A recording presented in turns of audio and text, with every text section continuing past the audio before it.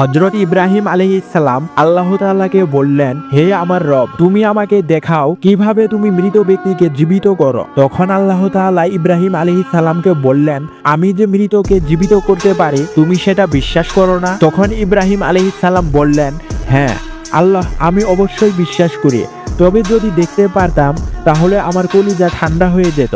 তখন আল্লাহ তাআলা বললেন, ঠিক আছে, তুমি 4টা পাখি ধরো আর সেই পাখিগুলোকে পোষ মানাও। তারপর সেই পাখিগুলোকে জবাই করে সেগুলোর গোশতকে টুকরো টুকরো করে একসাথে মিক্স করে পাহাড়ের উপর ছিটিয়ে দাও। তখন নবী ইব্রাহিম আল্লাহ তাআলার হুকুমগুলো যথাযথভাবে পালন করলেন। এবার আল্লাহ তাআলা বললেন, এই ইব্রাহিম, তুমি তোমার পাখির নাম ধরে ডাকো।